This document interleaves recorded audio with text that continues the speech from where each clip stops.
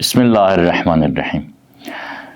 Allahın aslanı Heydər-i Kərrar Əli ibn Əbi Talib əleyhissalamın özəlliklərindən biri buydu ki, bizim nöqteyi nəzərimizdən baxanda, yəni biz insanların aspektindən baxdıqda ki, biz reflekslərlə yaşayırıq, avtopilotla yaşayırıq, yəni bir çox hərəkətlərimiz adətlərlə, vərdişlərlədir. Əleyhissalam ziddiyyətli şəxs idi bu nöqtə nəzərdən. Yəni, elə xasiyyətlər üzrində cəm etmişdi ki, biz baxdıqda görürdük ki, bir insan bu universallığı bacarmaz. Bir məsələni qeyd edeyim. Tarix yazır ki, Həzrəti Əli əleyhissalam döyüşlərdə bir dəfə zərbə vururdu. Yəni, ikinci zərbəyə ehtiyac qalmırdı. Və o zərbəni də ya düzünə vururdu, yəni tərəfi ikiyə bölürdü, ya da eninə üfüqi şəkildə vururdu. İndi deyəcəm kimləri, hələ qəddarlıq zehniyyəti olmasın. Və əskərləri vurmurdu. Əsasən döyüş başçılarını, sərkərdələri. Məsələn, Siffin döyüşündə Leylətül Hərir adlı bir gün oldu. 2 gün müharibə elədilər, 2 gün döyüşdülər. Hətta yazılar o qədər döyüşmüşdülər ki, artıq bir-birlərinə qəzəblə baxmaqdan başqa heç nə bacarmırdı tərəflər. Əli əleyhissalamın 500 dəfə Allahu Əkbər nərəsini eşitdilər. Əli əleyhissalam Allahu Əkbər dedikdə bir nəfəri öldürmüş olurdu.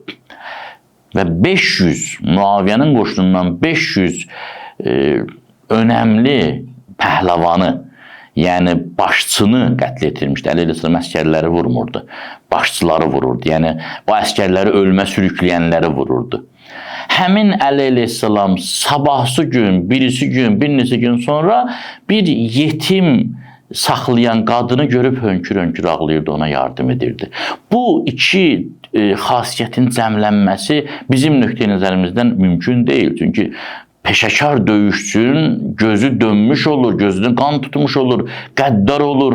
O qəddar olmasa döyüşə bilmir, o qəddar olmasa biz filmlərdə görürük də, məsələn, necə zədə alırlar, travma alırlar, daha yaşaya bilmirlər öz həyatlarını. Amma Əli əleyhissalam belə deyildi. Tam normal həyat sürürdü, tam mehriban idi. Həmin Əli ki, məsələn, bir gecədə 500 nəfər ya 2 gecədə 500 nəfəri cəhənnəmə vasil edirdi. Həmin Əli əleyhissalama nə qədər yalvarırdılar ki, tez başla döyüşü, ilk zərbəni vuran qalib gəlir, Muaviyyənin qoşununa sən hücum elə. Həzrət buyururdu, xeyr.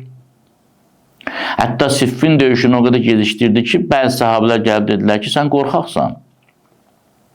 Sən qorxaqsan. Sən döyüşdən qorxursan. Əli əleyhissalam buyurdu, mən canım üçün qorxmuş olsaydım, Peyğəmbər sallallahu aleyhi və aleyhin yerində yatıb 40 terrorçuya canımı təslim edəndə qorxardım ki, cavan idim, arzularım ola bilərdi. Mən indi qocalmışam, indi mi qorxuram? Mən fikirləşdim, bəlkə bir nəfər də tövbə etdi qarşı qoşundan. Mən fikirləşdim, bəlkə qan tökülmədi. Ona görə Həzrət Əleyhissalam Siffində Muaviyyəni döyüşə çağırdı. Dedi, gəl ikimiz döyüşək, qan tökülməsin. İkimiz döyüşək, ikimizdən birimiz ölsün, qalanlar çıxıb getsinlər, qan tökülməsin. Yəni, Həzrət Əleyhissalam əlindən gələni eləyirdi, insanlar hidayət olsun, insanların arasında qan tökülməsin. Amma çarə qalmadıqda elə döyüş döyüşürdü ki, Allahın aslanı adını Allah Taala özü verirdi ona Peyğəmbərinin vasitəsilə ki, bu Əsədullahdır, Əsədullahil qalib, Əli ibn Əbi Talib, Allahın qalib aslanı. Əli əleyhissalamın döyüşü haqqında elə ifadələr işlədilib ki, yəni həqiqətən o Rüstəm-i Dastan əhvalatlarında elə şeylər nəql olunur. Amma Rüstəm-i Dastan əfsanədir. Nə bilim, qalan nağıl qəhrəmanları əfsanədir, mifdir. Əli əleyhissalam reallıqdır, həqiqətdir. 14 əsr bundan öncə Ərəbistanda bütün dünyanı dizə çöktürmüş ərəb qoşunlarının içindən danışırıq. Əli əleyhissalam İranlılara, Bizanslara qarşı döyüşmədi ki. Əli əleyhissalam İranlıları, Bizansları məğlub edən igidləri, O igidlər ki, igidliklərini batilə sərf eləmişdilər.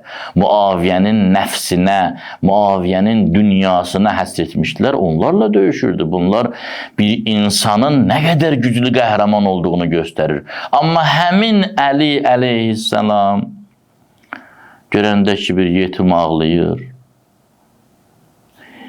əllərini qoyurdu, dizlərini qoyurdu, o yetimi mindirirdi öz belinə, gəzdirirdi evin içində o tərəfə bu tərəfə ki, onun ürəyi sakitləşsin. Öz əli ilə yeməyi bişirib ona yedirirdi. Bu, bizim nöqteyi nəzərimizdən ziddiyyətli xasiyyətləri cəm etməyin bir səbəb var idi. Əli öldürəndə nəfsinə görə öldürmürdü ki, qəddarlıq yaransın. Əlinin bir şəxsi öldürməsi bir həkimin, doktorun bir cərrahiyyə əməliyyatı aparması kimidir. Əgər bu ayaq kəsilməsə qanqren olacaq. Bütün vücudu öldürəcək. Əgər İslam cəmiyyətindəki bu parazitlər məhv olmasalar, qalanları da infeksiyaya məruz edəcəklər.